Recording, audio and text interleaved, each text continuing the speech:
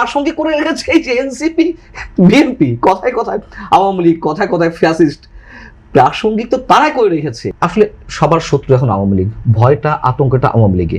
আওয়ামী বিরোধিতা এখন রাজনৈতিক পুঁজি, যেটি বাস্তবতা। জনগণের সিদ্ধান্ত নেবে কি আওয়ামী লীগকে বয়কট করার, মানে এইগুলোর বায়বীয় কথা তো জনগণের সিদ্ধান্ত না, আপনার জনগণের সিদ্ধান্ত আমরা আসি নাই, মানে সেটা কিভাবে জনগণের ভোটের মাধ্যমে, আমরা সেটাই বলতেছি যে ভোটের মাধ্যমে, সেই ভোটের মাধ্যমে নির্বাচন ছিল। আপনি করতে দিতেন, তারা যদি জনগণ প্রত্যাখ্যান করত, আমি 0% ভোট পেত।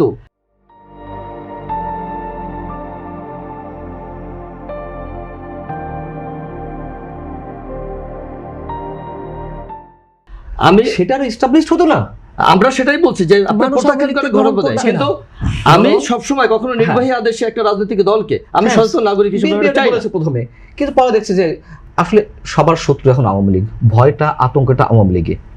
কে যেন বলছিল এনসিপি কোন নেতাকে, আওয়ামী লীগ তো প্রাসঙ্গিক না। আরে আওয়ামী লীগের তো 18 মাস না, এই যে 2 বছর, নিয়ার অ্যাবাউট 2 বছর তো প্রাসঙ্গিক করে রেখেছে এই যে এনসিপি বিএনপি, কথায় কথায় আওয়ামী লীগ, কথায় কথায় ফ্যাসিস্ট, প্রাসঙ্গিক তো তারাই করে রেখেছে। সো ভারত বিরোধিতা, আওয়ামী বিরোধিতা এখন রাজনৈতিক পুঁজি, যেটি বাস্তবতা। জামাতকে তো আওয়ামী লীগ নিষিদ্ধ করেনি 17 বছর, মানে 15.5 বছর। কেন করেনি? ওটা আওয়ামী লীগ রাজনীতি ছিল। আওয়ামী লীগ পারতো না 2009 এসে যেমন যুদ্ধাপরাধীদের বিচার করলো, জামাতকে ঠিক তখনই নিষিদ্ধ করতে পারতো না? রেখেছে কেন? জি রেখেছে। একেবারে 11th আওয়ারে এসে, 12th আওয়ারে এসে আওয়ামী লীগ নিষিদ্ধ করেছে। ওই সময় আমরা প্রতিবাদ করেছিলাম যে এইভাবে জামাতকে নিষিদ্ধ করে আওয়ামী লীগ কোনো গণতান্ত্রিক দলের পরিচয় দেয়নি। হ্যাঁ করতো, যুদ্ধাপরাধীর সঙ্গে আমি মনে করি ব্যক্তিগতভাবে তার বিচার হওয়া উচিত। বাস্তবতা শুনুন রাজন, এই যে হাফিজ ভাইরা বা এই যে মাহফুজ ভাইরা কে কোনভাবে বলছে আমি জানি না, সাবকনশিয়াসলি বলছে না কনশিয়াসলি বলছে আমি জানি না, যে না উনি তো বলবেন না, যেমন হাফিজ ভাই বলছেন যে Awami League is more better than Jamaat Islami.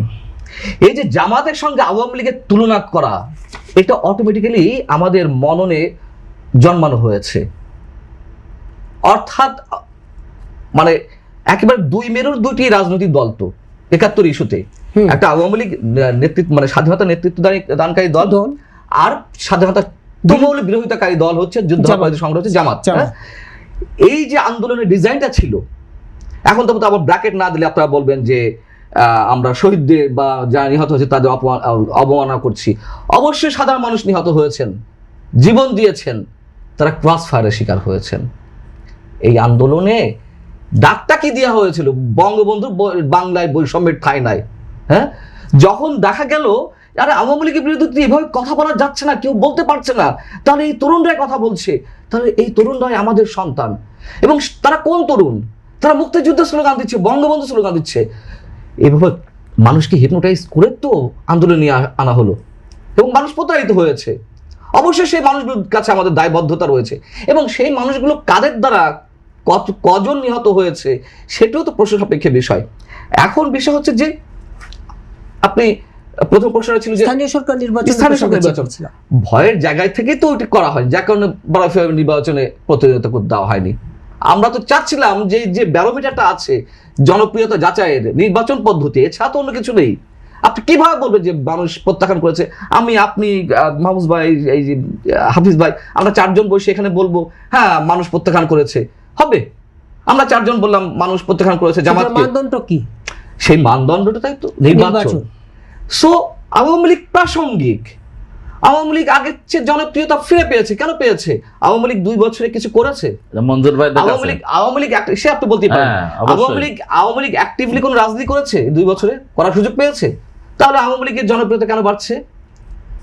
Doctor ইউনূসের অপশাসন, মবক্রেসি, লুটপাট, দুর্নীতি, 71কে একেবারে শেষ করে দেওয়া, এইসবের কারণে তো মানুষ মনে করছে যা ছিল তাই ভালো ছিল।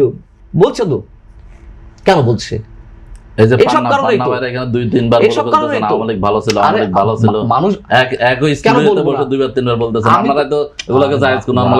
মানুষ বলছে সে কথা, আপনারাই তো বলেন।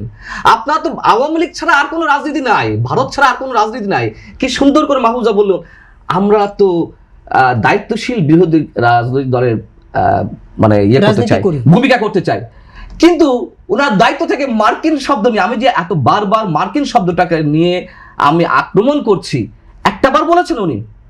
বলেননি। দাসখত দিয়ে এসেছে, দাসখত দিয়ে এসেছে।